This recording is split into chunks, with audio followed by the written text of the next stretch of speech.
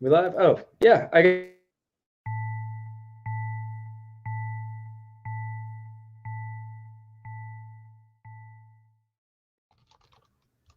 What was that? What just happened? There was something that just happened. I'm not aware of it, but I feel like a bomb's about to go off, and yeah, it is what it is. Anyways, welcome on to Chasing Points.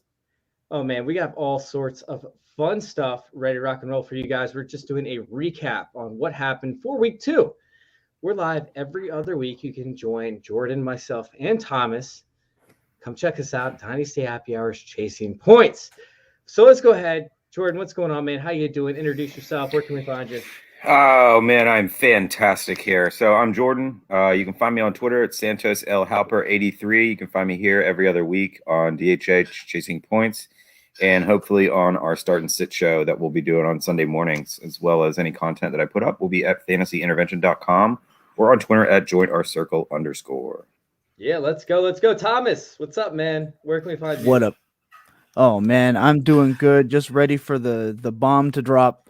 Kansas City and Baltimore tonight. Gonna be not good for Baltimore. But look, you can find me at Thomas Triple FF. You can see my handle there down at the bottom. You can catch me Tuesday nights with the Fantasy Walkabout, Friday nights with the Full Tilt Dynasty podcast. You can catch my work with the Dynasty Vipers and Fantasy Intervention with that guy right there on my top left. And do that. Yeah, and you guys We're go ready check to me go. out over there at let's go. You guys go check us out over there, of course. Fantasy Intervention. This is a big part, big extension. Big thank you to Tyler for putting us on here. Yeah, let's go ahead and unroll this week. It was mainly underwhelming, to be honest with you guys. Like it was what 5 or 6 games minimum were over 50-point over unders.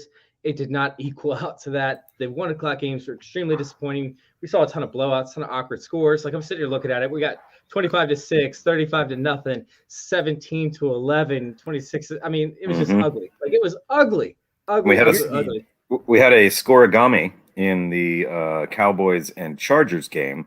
If you follow that, it was 14-11 at half, and that's the first time an NFL game has ever ended at the half 14-11. No way. Yep. Jordan. Damn. Jordan Yeah, coming baby. in with the hard hitting facts. Absolutely love it. Big shot, Jordan. Love Scoregami. it. Yeah, scoregami, baby. I love it, man. It's been an awkward week, but I feel like there are a few different games that we have to cover. Obviously, fantasy points, being a big aspect of it. We expected. Let's start out with the game that just ended. We expected the Chargers and Cowboys game to be a big hitter. This is something that kind of shocked me because I thought that Mm-hmm. Diggs would be up against Williams. I thought that Keenan Allen would have a field day. I expected Amari Cooper to have a subpar day, and for people to actually, or for I'm sorry, Ezekiel Elliott to have somewhat of a decent day. However, Tony Pollard took over the lead running back role for the Cowboys. Meanwhile, Mike Williams dominated over there, up against Mm-hmm. Anthony Brown. Was there anything that shocked you guys out of this game? We're going to start with Thomas. No. It did not shock me anyway that Tony Pollard looked better than Zeke because, part of the I knew that course. was coming. Look, last week when the call was that Zeke lined up as the ump back is exactly what Zeke looks like running the football, an ump back. Tony Pollard looks great. He has standalone value. He's fantastic with the ball in his hands. He creates in space. He's the better receiver. The offense just looks better with him. I'm not surprised by anything. Amari Cooper didn't play well away from home. Big shocker. CeeDee Lamb is amazing. Shocker. No, everything about this game was pretty much part of the course for me here. I mean, Eckler did his thing. Mike Williams did his thing. Keenan Allen did his thing. Yep. Everything you could kind of expect happened. Jordan? Yep. Yeah. I mean, you and I went over this game in the sit start show. We thought it was going to be high scoring. My one call of the day was Pollard over Zeke, so I was correct on that. But Every week. yeah, it was sort of surprising how kind of body blows that game was for me. I figured it would be up and down more, and it was a body blow game. So I escaped out of it, but it wasn't what I expected. I mean, I will. Zeke still did his thing, right? He got the touchdown. Yeah. He got 2 receptions, 26 yards. Had 71 yards rushing. So it wasn't a disappointment if he did start Zeke. However, Tony Pollard smashed faces in a lot of leagues. I mean, he's either going to be trade bait for some people or he's going to be a buy candidate. So I really want to see Mhm. what this kind of trends towards moving forward. Let's go ahead I'm and not move moving on. him. Do not move Tony Pollard. Don't do it. Don't. Unless you can exploit your Zeke owners. I'm Not just even. saying. Not even then. Oh Like man, he's at. Not only does he have standalone value, but Mhm. if like look what happened in week 15 last week when he played San Francisco and he literally carried people to titles. Like True. don't trade Pollard unless someone gives Well- you something ridiculous, but don't do it.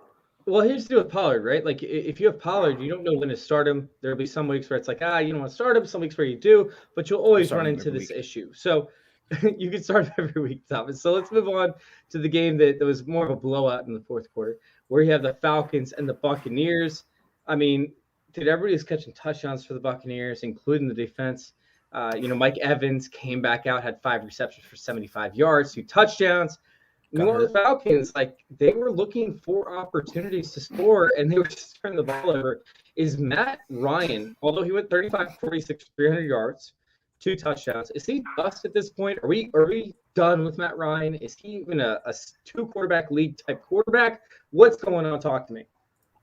Well, I think you have to. You have to play Matt Ryan in 2 quarterback leagues. I mean, as a superflex spot, superflex mediocre pylon quarterbacks are kind of king because you can get them relatively cheaply, and the offense is going to get better when they stop playing Mike Davis. Yeah.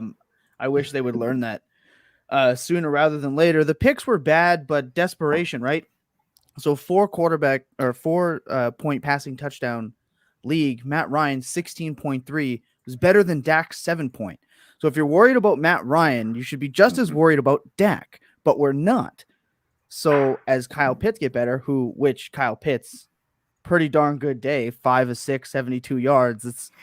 That's a tight end 1 right there, right? So as he gets better and other players get better, they stop using Mike Davis for the love of everything holy in fantasy football. Stop doing it.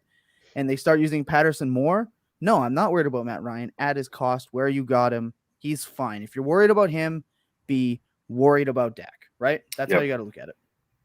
Yeah, I mean, who are your better options at this point? You're not going to find anybody on the waiver wire. You could try and trade. You're going to get hosed on the trade. So if you got Matt Ryan, that's a complete hold pattern. Thomas is 100% correct. Mike Davis looks like Atlanta's version of Fat Gucci Man right now. Like, I mean, he's like bad. Just bumbling, and you don't know what's going on. And Cordero Patterson looks like Cordero Patterson. I mean, he hits the line with speed and burst and aggression, and that's something we haven't seen out of Atlanta since Devonta Freeman's rookie year. So I think that you are absolutely in a hold pattern on Matt Ryan. If you have somebody in their league looking to get rid of him, go get him. If you got a 2-quarterback league, because he's on the cheap, and they're going to throw. They're going to be down every single game, so they're going to have to throw. Exactly. Look good. The defense looked good to start out the game, but then obviously, when you only have all first rounders, across the board and no depth, they're going to run out of gas towards the end of the game, and that's what happened. We saw after the second quarter, third quarter, they kind of fell apart to an extent. But as you talked about with the quarterback position, right? Trying to find depth. We did have 2 quarterbacks that went down this week in Tua, right? And of course, Tua looked bad. Yeah. Tyrod Taylor. Carson Wentz. Carson Wentz, I think, is more of a temporary thing, but we can include Carson Wentz in this. So let's actually talk about it. Which quarterback are you the least concerned about? Which quarterback are you the most concerned about? And which quarterback are you keeping on your roster? Let's do a keep, trade, cut version of these 3 quarterbacks if you have them on your roster. So we have Tua Tagovailoa, right? We have Tyrod Taylor, and we have Carson Wentz. Which one are you trading? Which one are you keeping? Which one are you cutting? We'll start with you, Jordan. I think I'm keeping Tyrod based on the injury. He gives me the most upside out of those guys, and I absolutely trust him. If you look back at his fantasy stats when he actually does get to start and gets that full game, he's extremely reliable, takes care of the ball, and has rushing upside. I think I'm going to try and trade Tua, and I'm just going to cut Wentz. That's assuming he's injured. I mean, Wentz is a shell of himself. He is one good hit away from maybe never playing again. And quite frankly, I like the other 2 guys. I think Tyrod Taylor has too much upside. Didn't Carson Wentz play well before he got injured, though? I mean, overall, not for for NFL purposes, but for fantasy purposes, Carson Wentz is actually serviceable. startable this week. Yeah, he was actually a good quarterback, especially for 2 quarterback leagues. Up against the Rams, by the way, who have one of the best defenses in the entire league. So I don't want to move on from Carson Wentz. Thomas, how are you feeling? See, I almost agree with everything Jordan said, but as you just mentioned, 17.58 fantasy points for the same format of 4 passing touchdowns. Going 20 of 31 for 247 and finding Pittman over and over and over again. I think he looked just fine settling in considering the time he missed in the preseason.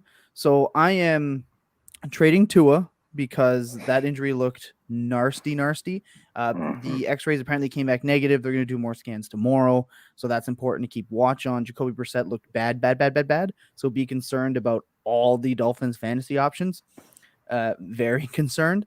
And then I'm cutting Tyrod Taylor because he doesn't hold fantasy value like at all. So I'm trading Tua because he has the best dynasty value right now.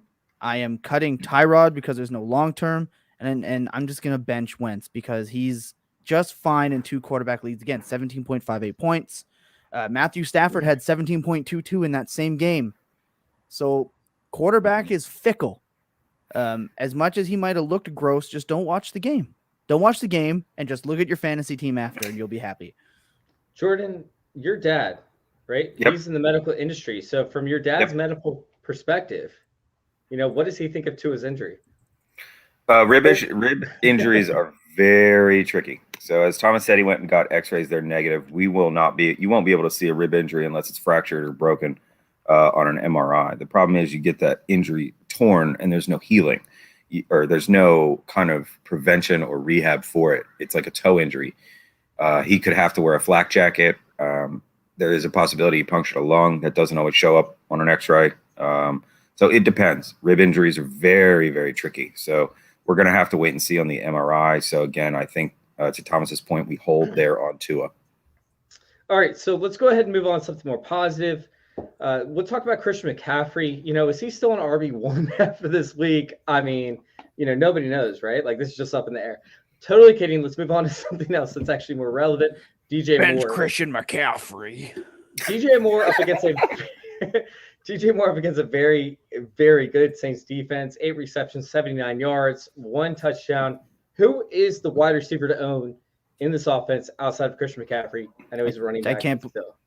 I can't believe you just asked that question. I have to ask. I can't believe you asked who the number 1 is outside of Christian McCaffrey. It's DJ Moore, and it's not relevant. The guy does things that NFL receivers wish they can do time and time again, and I get it. He hasn't scored touchdowns, Tom. I understand that, but he's going to.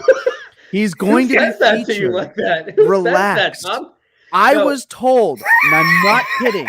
I have been told that DJ Moore has the chance to finish 4th on the team in targets because Robbie Anderson's going to push him down. And he pushed him down because he took his job last year and he had more targets.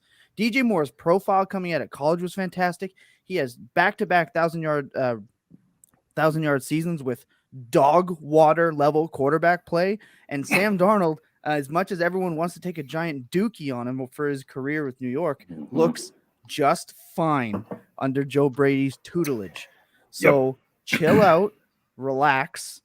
Okay. DJ Moore is the wide receiver to own. I don't care about Robbie Anderson in Dynasty. I want Terrace Marshall, but other than that, it's DJ Moore. You never sit him. Okay. Not only is he getting yes, I'm 1,000% sure. What about Brandon Zylstra? Because Brandon Zylstra, dude, he dominated stuff today. Dude, did anybody see Brandon Zylstra? What was the other guy that I actually sent in a group chat? Like that the fullback, I think, like scoring the first 2 touchdowns. That the Browns fullback, I think, like the first 2 touchdowns of the game came from Brandon Zylstra, or the week. I'm sorry, came from Colin Johnson looked really good running his routes today in the time that he got to see the field. Miss me. DJ Moore, baby. It's all day. It's done. That's it. Not even close. He's a terp. His college wide receiver coach was Keenan McCardell. The kid runs routes like a friggin' champ. Just start him. Well, let's go ahead and talk about college resumes and Zach Wilson while we're here. Zach Wilson threw 4 interceptions. 3 of them came in the first half before they started to just run the ball while they were still down to try and prevent Zach Wilson completely destroying his entire, career by throwing 20 interceptions off the bat, becoming the next Nathan Peterman, essentially.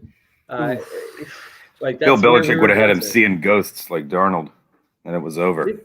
And we're going to bring this up, but I feel like Joe Burrow was seeing ghosts, and I do want to talk about that. We're going to bring that back to it in a second. But what I want to talk about Zach Wilson. Is he going to be a success in this offense? Is it just that 1 week as a New England Patriots, I guess just casualty, essentially, because Bill Belichick just dominates every single rookie quarterback? Or is this Zach Wilson and what we expect to see where he has these up and down games like Jameis Winston does? Look, if you've lived under a rock since Bill Belichick's been in the NFL and you haven't realized that he absolutely mollywops rookie and young quarterbacks, I think it's under 24. His record is astronomically impossible to replicate. Don't panic. Last week, Zach Wilson went out and put up 18.32 points against a Carolina team, this week that shut down the New Orleans offense, right? So they're not a bad team in Carolina, obviously, from what we've seen. And Zach Wilson put up respectable numbers, 2 touchdowns, 1 pick, 258 yards, gave you nothing on the ground, but that's to be expected. Do not panic about Zach Wilson. He's a total buy for me. He's a total buy in Dynasty. Redraft, probably leave him alone. But as far as Dynasty goes, or multi-quarterback leagues, all day. The kid's got upside. The Jets, I mean, I've got jokes until my hair fall out, but they're the Jets. They are getting better. And to your point, if you judge a rookie quarterback, or particularly a Jets rookie quarterback, against their performance against Bill Belichick, again, welcome back from outer space. We have COVID here now. Bill Belichick owns both of those things in life. And, just COVID? Come on in. I mean, he might as well. It's the Jets formula, the Jets variant. He might as well be COVID to the Jets. Jets variant? Oh, my God. Yeah, the Queens variant of COVID. The other thing about the Jets is if you look at the target distribution and what the Jets did today, Corey Davis only had 5 targets, right? The 8 yards. Elijah Moore, 8 targets, 4 receptions, right? Braxton Berrios had 11. What? Stop Target monster. Braxton Berrios had 11 targets. It's a slot over there for the Jets. I don't get it. They sat Denzel Mims, healthy scratch with Crowder out. All right, so here's the deal with Dynasty, right? Brutal. Here's the deal with Dynasty. At the price.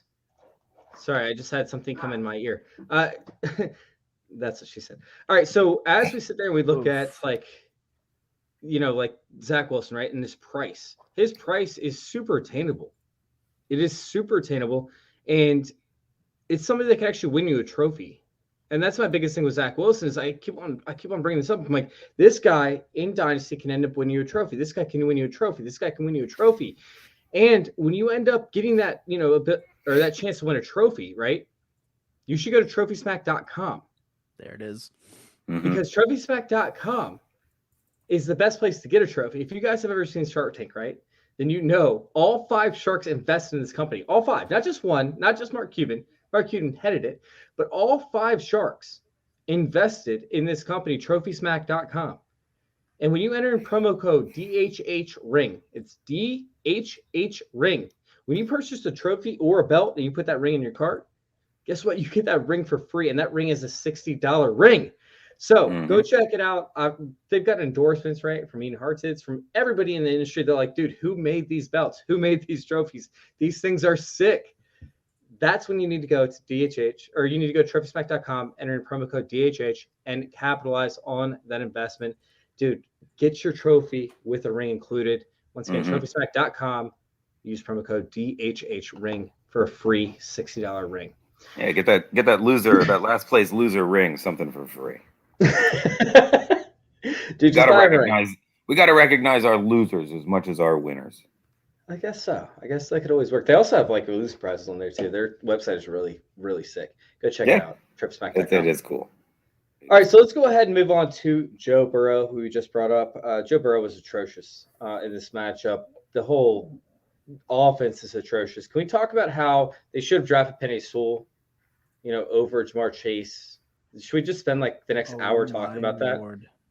No. Jamar Chase did look great in this matchup. He did end up performing, and for fantasy purposes, you want Jamar Chase, right? Because he was the only bright spot, I think, in this entire offense. Correct me if I'm wrong. T. Higgins, did he fumble twice? Yes. He fumbled twice.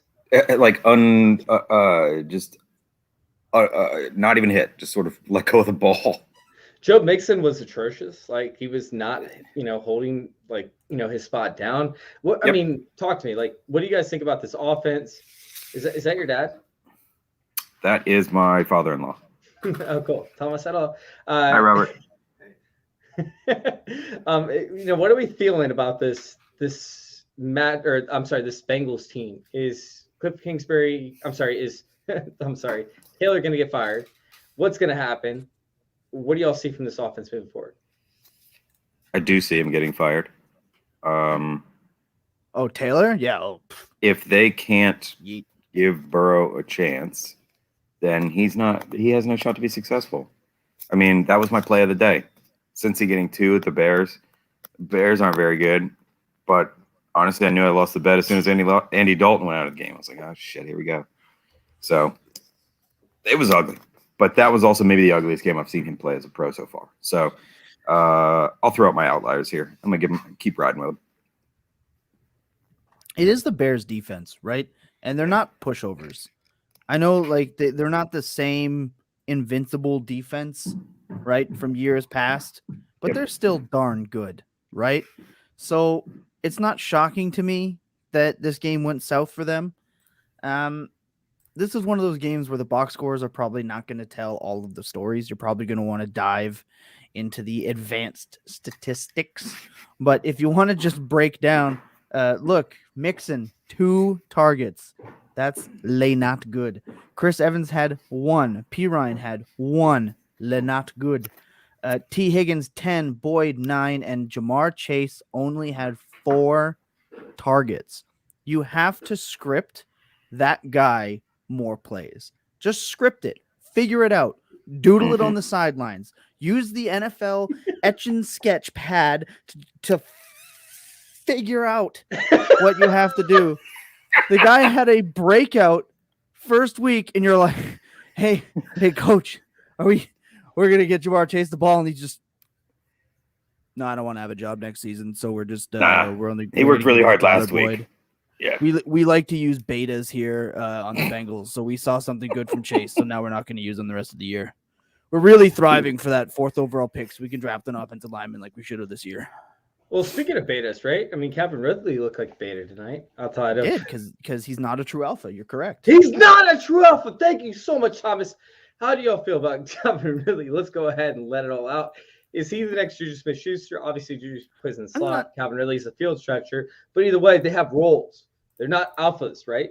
I mean, are we thinking that Calvin Ridley, this is a situation where he's an alpha and he just needs to, spread his wings? He's a peacock, let him fly? Or is this something as to where, like, yeah, he had a couple plays, he will make plays because he will get the targets, but he was way overvalued prior to draft season. The Calvin Ridley is the wide receiver 1 time in the offseason this year was the most mind-blowing thing I'd ever seen. He's 26 already. Obviously came out late. He's not a yak guy, right? He falls down a lot. He is like shiny, glistening Tyler Boyd on this team. And that's what it is. He can catch deep balls, but it's not because he's burning people. His route running is great. Fantastic. All starting wide receivers route running should be really good. He has hands. He's going to have targets.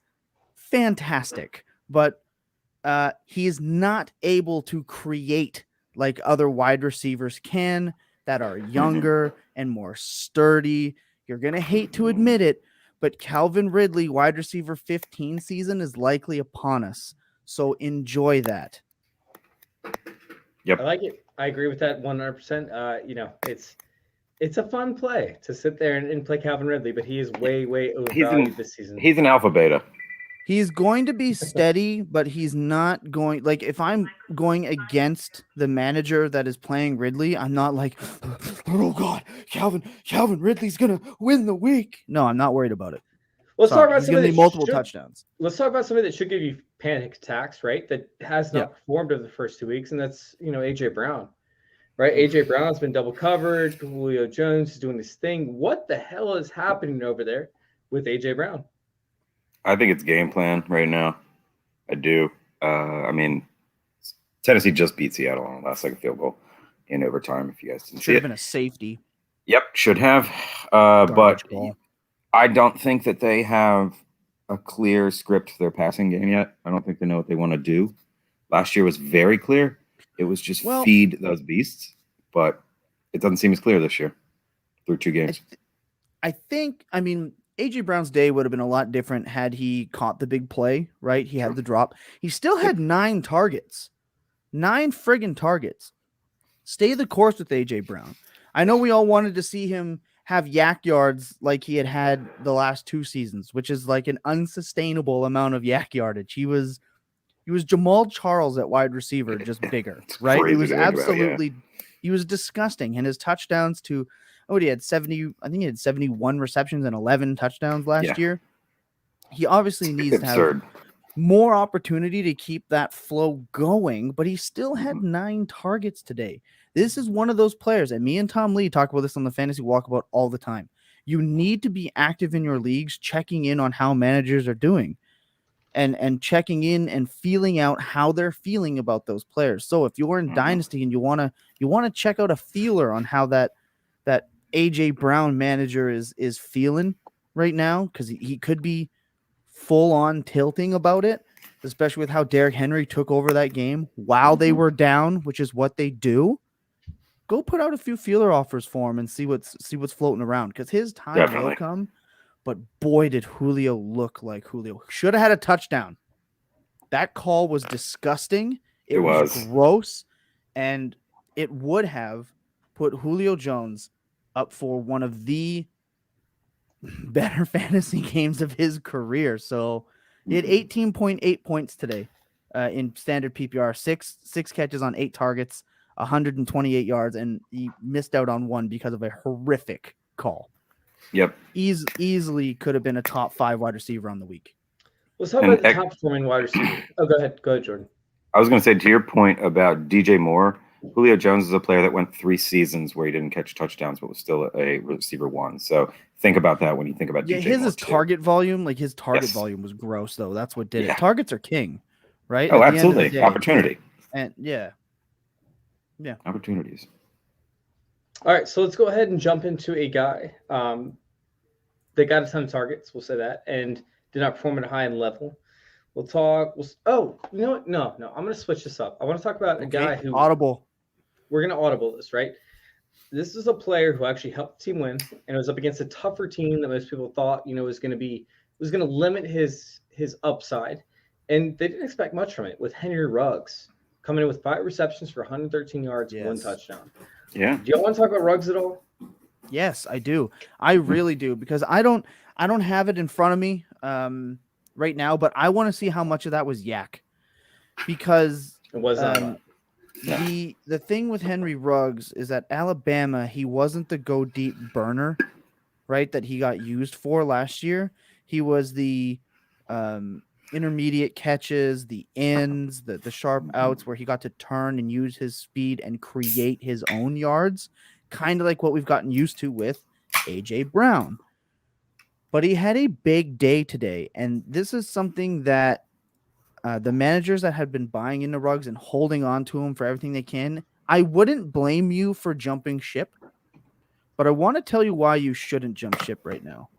And it's Derek freaking Carr has in back-to-back weeks, and I know, Chase, you're smiling because you're a big Derek Carr guy. Derek Carr has never finished below QB 24 in his fantasy career, as far as I am aware. 382 yards today and 2 touchdowns. He's so obviously good. They gave Peyton Barber 13 carries with John Gruden. Give me a freaking break, dude. Get over yourself. But Henry Ruggs had a carry for 2 yards. They manufactured him touches, 5 catches, 113. The score, obviously. Darren Waller did his thing. Brian Edwards had 3 targets that hopefully weren't in the last, couple minutes to beat the Ravens. But Renfro, 5 of 7, very standard counting type day. But Henry Ruggs, that's the guy to be watching, because if Derek Carr is letting it loose and they're scripting plays for this guy, he will be just fine. Yep, 100%. He's the athlete. They just got to give him those touches, let him get in space and do what he does best. They need to stop, kind of to your point, just being like, all right, run out routes and go routes, and that's it. Well, NFL speed is very different than college speed. NFL corners can cover that, and a safety can cover enough ground to make up that. So you're exactly right. They need to put him either in a slot or in the X and get him those opportunities that are better for him. Right. Now, and look, he never should have been the first receiver off the board. Absolutely not. Like, hilariously should have been the first receiver off the board. And in no way is this like a Derek Carr is going to make Henry Ruggs a viable top-end wide receiver 2 with wide receiver 1 upside. That favorite saying that goes out there. He's a wide receiver 2 with wide receiver 1 upside weekly. He's not. Like, he's not even at like a Deshaun Jackson level, but it's something to watch and something to feel excited about, a player that let so many people down last year. Yeah, they have to script him right, obviously, and Henry Ruggs is still going to be a focal point of this offense moving forward. They're still working on his inside routes. They're still making sure that's right. But Derek Carr, man, dude, he looks impressive so far to start the year. And this Raiders team, I know they want to run, but they're going to have to pass, and we've seen it now 2 weeks in a row. Let's talk about the Dolphins real quick, and then we're going to end up, starting to close out. Actually, let's talk about the Dolphins. Can I just do one more thing too? I know the Raiders have been a punching bag on defense, and it's like we should target the Raiders in fantasy matchups, but I would think twice about that, because Gus Bradley is a good defensive coordinator, and they kind of shellacked the Steelers offense all around, holding them out. And I know he had Big Ben at 295 yards, but they weren't pretty yards. They were all short. They shut Najee down. Like, don't totally attack Raiders defenses in weekly matchups. Well, let's go ahead and answer this question. Are we feeling nervous about anybody in week 2? Or after week 2, I should say. And Miles Sanders is one of my favorite players, right? Like, so far this year. I'm going to go ahead and say it because I talked about it, and he started out hot. He started out so hot, and he ended up like crushing everything. And I know Jordan's over here laughing his ass off because we talked about this morning on our Starter Shit Show. And I hate Miles Sanders. He hates him, but he looked good, and actually made a comment about it halfway through the show. Cause I'm like, or halfway through the game. So I'm like, dude, he is crushing it right now. Like, he looks so good. And then they stopped using him. And this is what happened last year. It's like he starts out real hot, and then all of a sudden, really, Bentley, really, you have to come in like this. Okay. And then all of a sudden, he doesn't look good. Yeah, I know, right? And all of a sudden, like, they stopped using him. And it's what happened last year. So we're afraid of Miles Sanders because it's getting me nervous. Right. For me, it's Najee Harris. Now, before everyone, Najee Harris had 19 fantasy points in PPR league. Why do you keep talking in that voice? I'm so confused. It is my people that I don't want to hear talk voice. All right. So why are you pass that on to us? Because I have to inform you of why I'm coming that way. But look, Najee Harris did save his day as a receiver, 100%, 5 receptions, 43 yards. He had 19.1 points in PPR, but he scored. And you take away, and I know, you take away the touchdown. The offense looked dreadful. It looked horrible. Najee Harris is he's a touchdown or kind of bust type player right now, especially if you're not playing in PPR leagues. And for the draft capital you spent on him, I would be concerned about his ability to put up the numbers you are hoping for week to week. I agree with Big Billy FFs, my co-host every Friday, his statement that there will not be an RB1 out of the rookie running backs this year. I still believe that. And their schedule doesn't get a whole lot better. So I'd be worried about Najee Harris needing touchdowns to salvage days. Jordan, do you have a player, or would you like to piggyback up on ours? Those are the two top guys that I would say. But then the guy on my watch list, he hasn't played yet, is Aaron Jones. You know, in my league, it's a keeper. It's a dynasty league. So those three guys were pretty much our first three draft choices. And just given the amount of capital I think you've invested in guys like this is something that you're maybe kind of starting to get worried about.